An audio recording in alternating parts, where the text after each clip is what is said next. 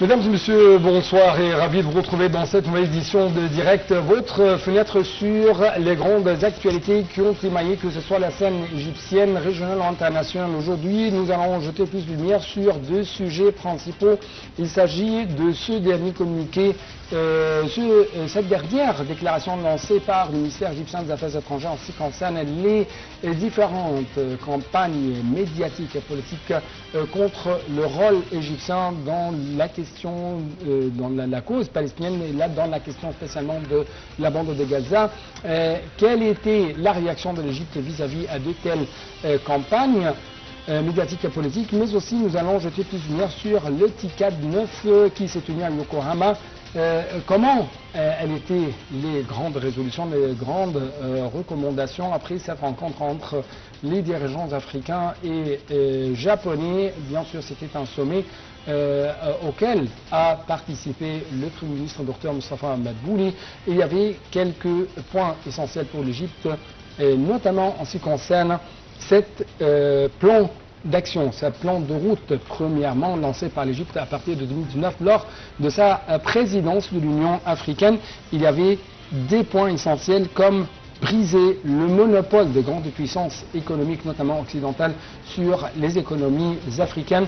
Et l'Égypte essaye par tous les moyens d'aider les Africains, essaye de diversifier les partenaires internationaux avec l'Afrique. Donc nous allons être en détail et avec plus d'explications en ce qui concerne de tels sujets, avec les explications, les éclaircissements, les analyses de notre invité de marque, Dr Tariq Al-Gamal, le grand expert dans les relations internationales. Vous êtes toujours le bienvenu sur NATV International. Merci monsieur. Merci pour votre présence. Merci à vous. Merci pour vous.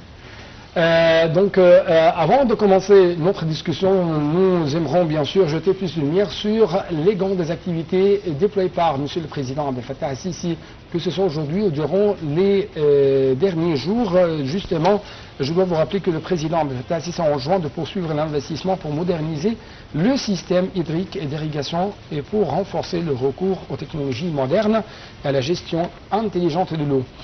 Le président Sisi s'est exprimé lors d'une réunion avec le Premier ministre Dr Moustapha Madbouli, un nombre de ministres et de responsables. Le président a préconisé une gestion pour réaliser la gestion sage et l'utilisation sûre des eaux souterraines en Égypte, en soulignant la nécessité de poursuivre les mesures visant à rationaliser la consommation d'eau dans tous les secteurs agricoles, industriels et autres.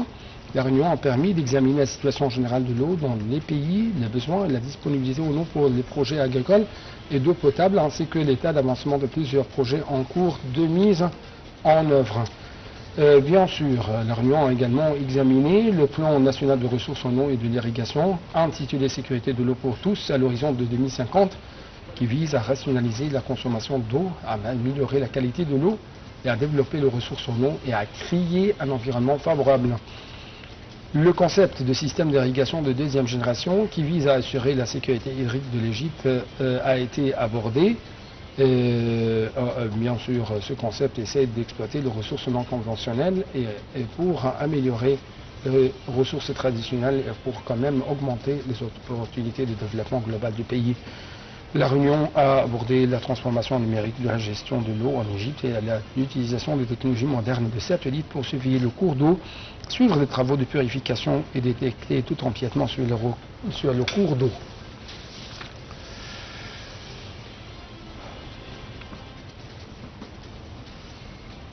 Donc, comme d'habitude, nous avons un rendez-vous essentiel chaque dimanche avec ce rapport qui va jeter plus de lumière sur les activités, les efforts déployés par M. le Président Abdel Fattah al-Sisi durant les derniers jours.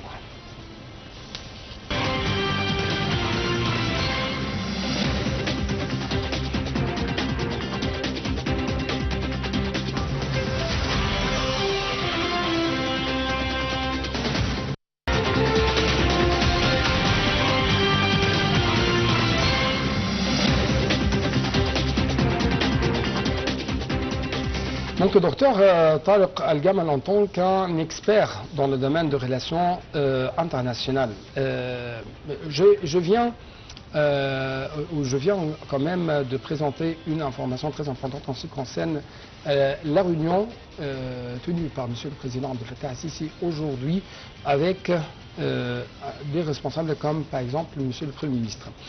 M. Abdel Fattah al-Sisi s'est enjoint de poursuivre l'investissement pour moderniser le système hydrique et d'irrigation. Donc nous avons toujours un problème de l'eau en ce qui concerne l'eau de Nil et un problème quand même avec l'Éthiopie, mais justement l'Égypte essaye par tous les moyens d'étendre la main de coopération et d'investir dans le développement, d'investir dans les opportunités de coopération au lieu d'investir dans les guerres et les conflits.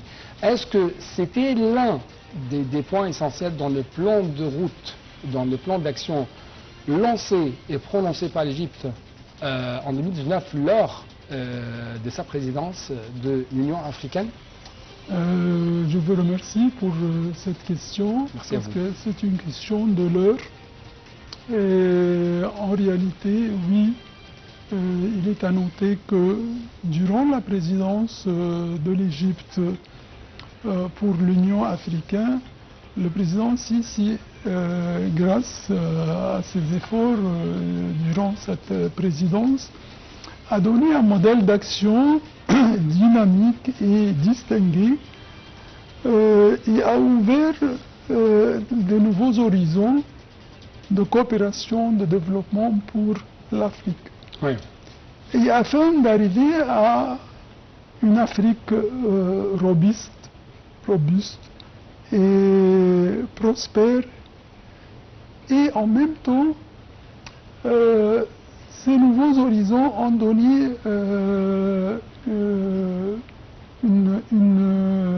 un accès pour certains moyens de coopération.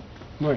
Et bien sûr, un des modèles de coopération existants actuellement sur le niveau Égypte-africain, et quand je dis niveau Égypte-africain, c'est-à-dire sur le niveau du continent africain, l'Égypte a donné un modèle de coopération concernant l'eau en général et a donné un modèle de coopération sur le niveau des barrages. Oui. L'Égypte ne s'oppose pas au développement des autres pays, mais l'Égypte essaie toujours de dire nous voulons la vie à travers l'eau du Nil. Et c'est une réalité existante, surtout dans tous les efforts de l'Égypte avec l'Afrique, oui. Sur le niveau du continent africain. Il y a vraiment il y a des exemples qu'a donné l'Égypte concernant que l'eau c'est la vie, oui, pour tout le monde africain. Oui. Et ça se voit clairement avec les coopérations avec les pays concernant l'eau du Nil. Oui, et bien sûr, on est témoin d'une rencontre très importante tenue entre le Premier ministre, Dr Moustapha Madbouli, avec, je crois, son homologue du RDC, du Congo, en ce qui concerne la disposition de l'Égypte d'être un partenaire dans le développement au sein de la RDC du Congo et d'être un partenaire dans la construction d'un autre barrage. Bien sûr, l'Égypte c'était un partenaire fiable dans la construction de barrages dans la Tanzanie, de Nyerere. Justement, tout ça était lors de la participation du docteur Moustapha Madbouli au TICAD. Donc, comment vous avez vu quand même cette tendance prise par l'Égypte? Ça se voit et que, comme vous l'avez déjà mentionné maintenant, c'est que Dr Moustapha Madbouli, étant le PM et qui est au nom du président ici, c'est durant les sessions de TICAD 9. Et à la marge de session, il a rencontré Madame Judith Suminawa, le PM de la République démocratique de Congo. La première ministre de la République démocratique du Congo. Ouais. Et c'est vraiment l'engagement de l'Égypte à soutenir le développement des pays du bassin du Nil. Oui, oui. Et en particulier la République démocratique de Congo, en proposant notamment d'appuyer la réalisation d'un projet de barrage hydroélectrique. Oui. Sur le modèle de ceux que l'Égypte a déjà mis en œuvre dans d'autres pays. Oui. Oui. Alors le point de départ qu'a donné l'Égypte n'était pas aujourd'hui. Oui.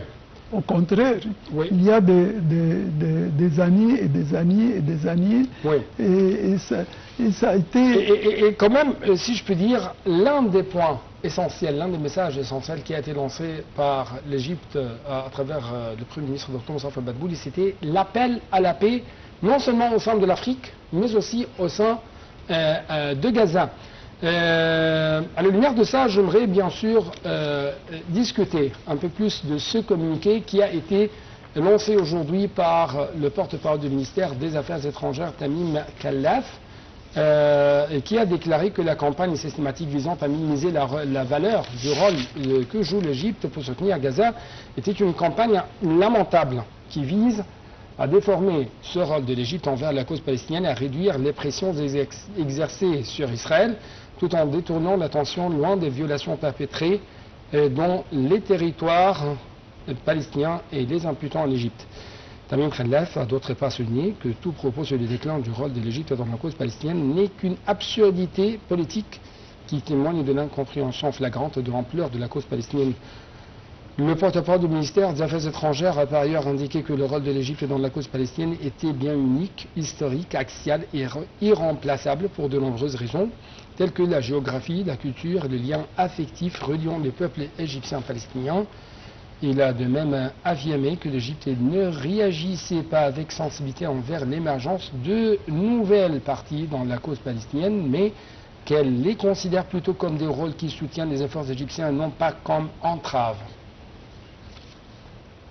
Ouais.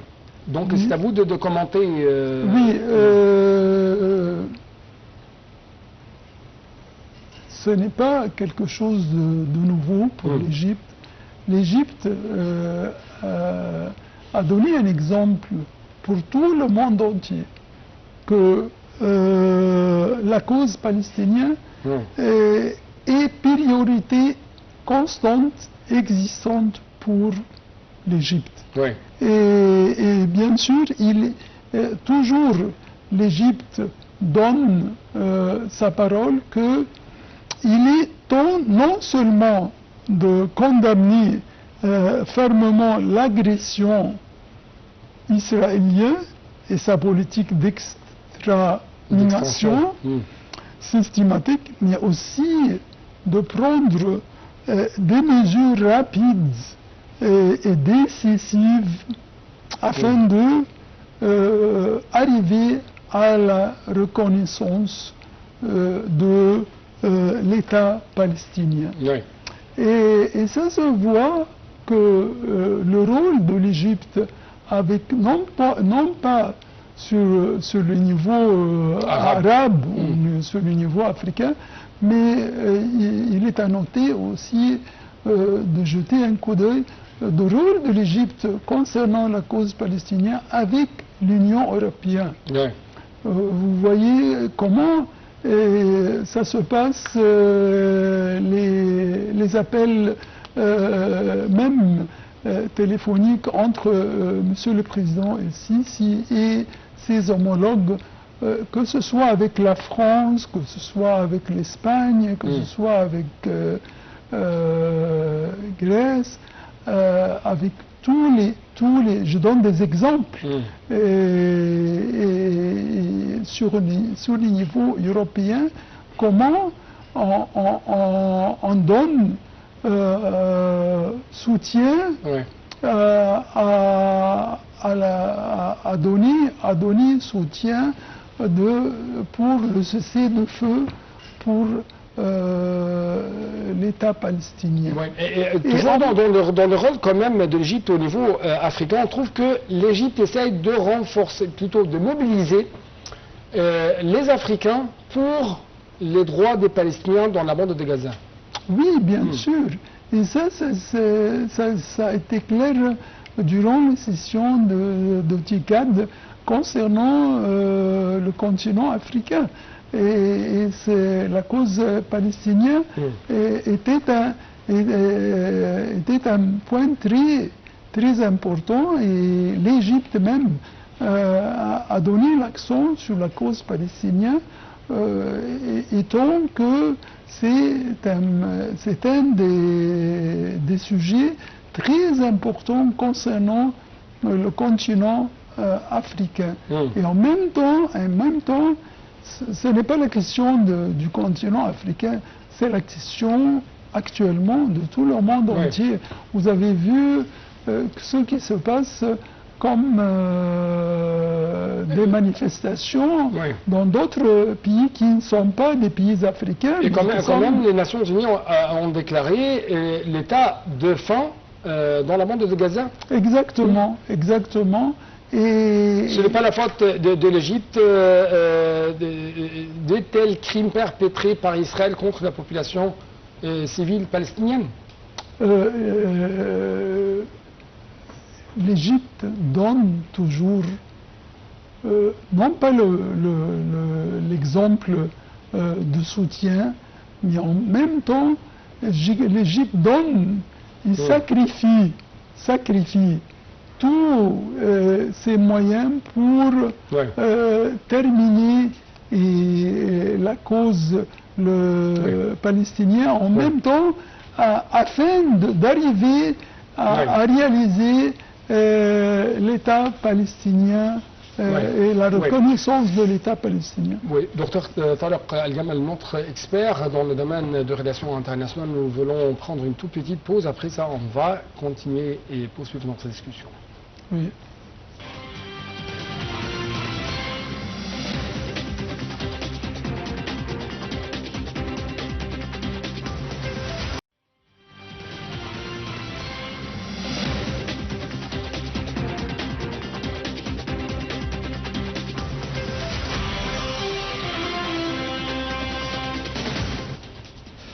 Donc c'était l'appel à la prière du Maghreb ou du coucher de soleil selon l'heure locale du Caire. Et très rapidement, je dois vous proposer ce reportage en ce qui concerne TICAD 9 à Yokohama. Bien sûr, les dirigeants africains japonais ont adopté la déclaration finale de la TICAD 9. Ils ont souligné la coopération pour le développement durable, mais aussi pour l'innovation au niveau du continent africain. Et bien sûr, ce communiqué a mis en avant des propositions visant à résoudre les problèmes auxquels sont confrontés les États africains. Très rapidement, je vais vous laisser avec Dalia Karama.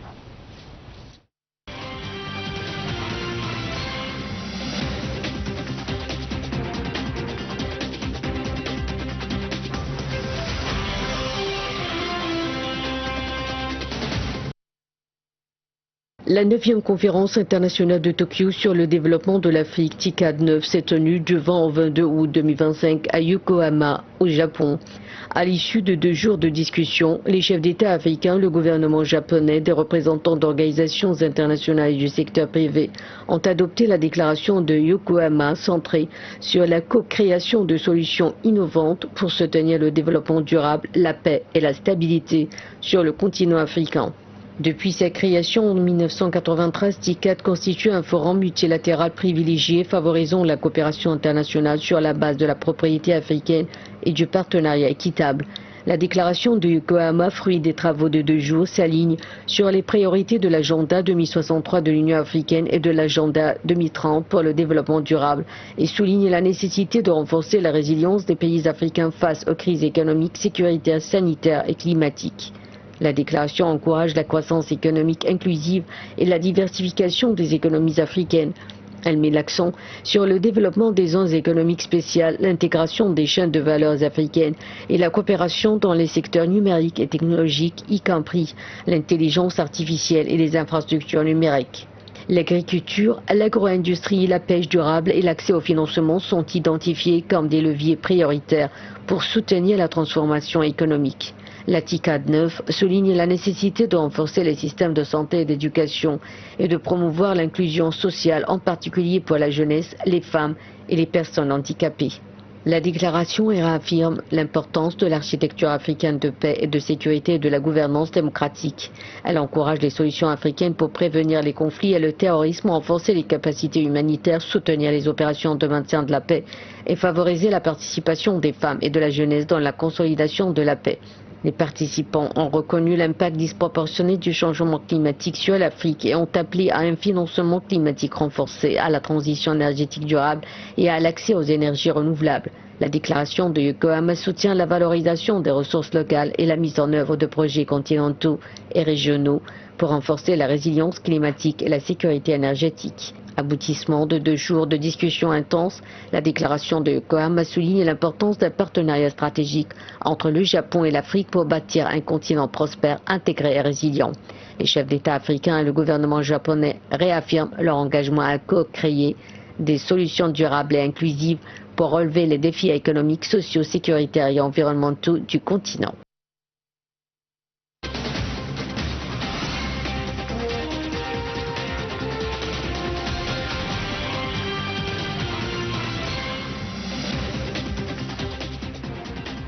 Notre expert en les relations internationales, Dr Tariq Al-Gamal, comment vous avez, ou quels sont les messages que vous avez retenus, lancés durant la rencontre de TICAD 9? Les messages, il y a 2 sortes de messages. Les messages concernant le continent africain.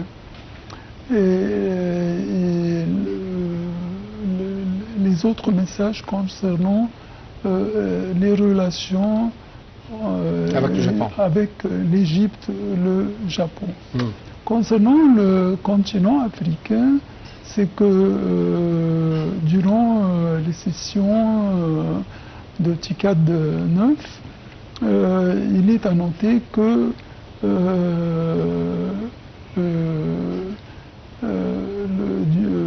durant la parole du Premier ministre Dr Moustapha Madbouli, au nom du président El-Sisi, il a salué le partenariat sincère entre le Japon et l'Afrique. Et en même temps, il a noté leur engagement dans les domaines de paix, de sécurité, de développement, et a donné aussi hommage à la sage direction angoloise actuellement pour la présidence de l'Union africaine. En soulignant que les nombreux défis auxquels l'Afrique fait face, comme les conflits armés, le terrorisme, le changement climatique, ainsi les problèmes de structure majeure, la pauvreté, le chômage, le problème de l'économie africaine. Exactement. la baisse de la sécurité alimentaire Oui. et en même temps, Oui. la science de clôture de TICAD 9 a mis l'accent sur plusieurs questions économiques, sociales, politiques, et les taux de croissance économique actuels en Afrique, l'importance des initiatives contribuant à encourager les investissements et à renforcer la coopération entre les entreprises japonaises et africaines. Et la nécessité d'améliorer les services sociaux de haute qualité en Afrique, tels que la santé, l'éducation et l'accès à l'électricité et à l'eau. En même temps, si vous me permettez, la science de clôture a mis l'accent sur les solutions durables aux conflits et aux crises auxquelles le continent africain est confronté. Et les menaces à la cybersécurité, la piraterie maritime, le terrorisme et l'extrémisme violent, la criminalité transnationale organisée. Je crois quand même que la TICAD 9 s'est achevée avec l'engagement du Japon et de l'Égypte d'approfondir leur partenariat au niveau africain. Comment c'est ce qu'on va savoir durant le reportage de Dalia Karam.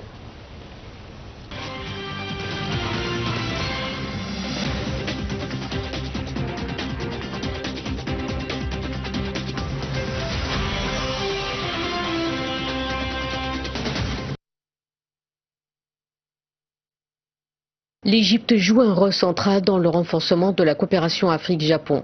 Première économie d'Afrique du Nord et porte d'entrée continentale, l'Égypte a su tirer parti de sa position pour nouer des partenariats importants, notamment le partenariat Japon-Égypte pour l'éducation et la zone économique du canal de Suez, qui a attiré 3,6 milliards de dollars d'investissement japonais en 2022.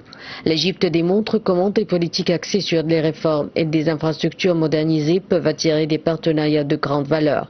L'engagement du Japon à verser 30 milliards de dollars à l'Afrique souligne l'importance croissante du continent et le modèle égyptien offre des enseignements sur la manière dont le leadership régional peut façonner une croissance transformatrice. En marge de la 9e conférence internationale de Tokyo sur le développement de l'Afrique, l'Égypte et le Japon ont signé 12 accords économiques portant sur l'énergie, l'éducation, l'industrie, le tourisme et la technologie. Parmi ces accords, un investissement de 500 millions de dollars dans les énergies renouvelables devrait permettre d'accroître de 20% la capacité verte de l'Égypte. Des partenariats avec des universités japonaises renforceront la formation technique des jeunes Égyptiens, conformément à la vision 2030 de l'Égypte.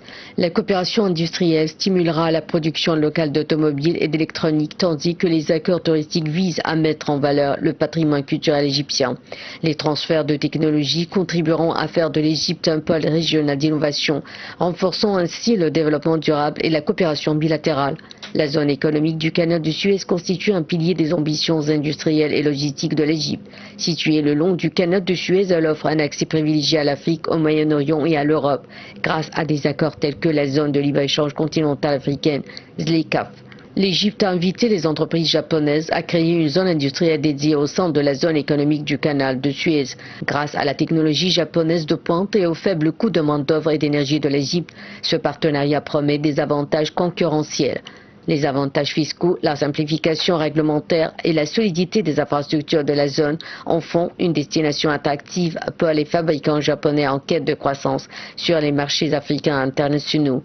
Géographiquement et diplomatiquement, l'Égypte constitue un pont essentiel entre l'Afrique et l'Asie. Grâce à sa participation à la ZLECA et au COMESA, elle gère plus de 30% des échanges commerciaux de l'Afrique avec l'Asie.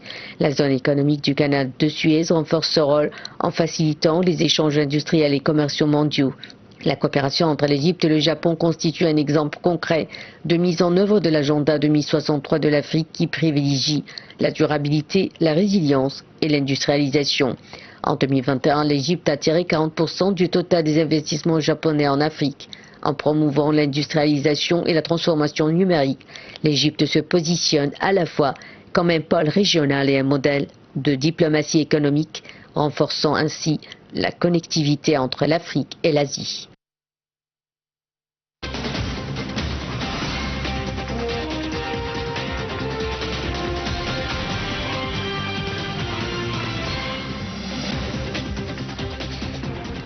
Donc, dans 2 minutes, docteur Tarek Al-Gamal, qu'est-ce que l'Etihad a apporté en tant que nouveau, que ce soit au niveau africain ou égyptien? Si vous permettez, je parle sur le niveau égyptien. Ça va. C'est que Etihad, d'après toutes les sessions et avec la présence du PM égyptien, Dr Madbouli, ce que a donné nouveau, c'est qu'il y avait comme, c'est un des exemples, c'est que le PM Dr Moustapha Madbouli s'est entretenu avec Madame Yoriko Koiki,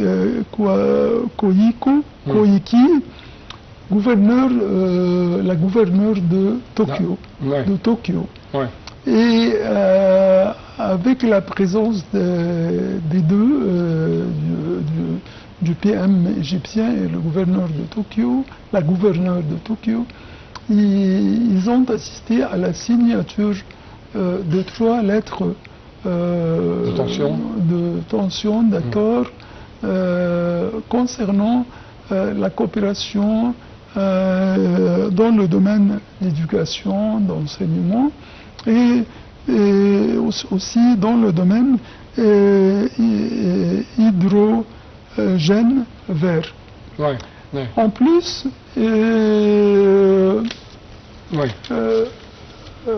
lors aussi de l'entretien avec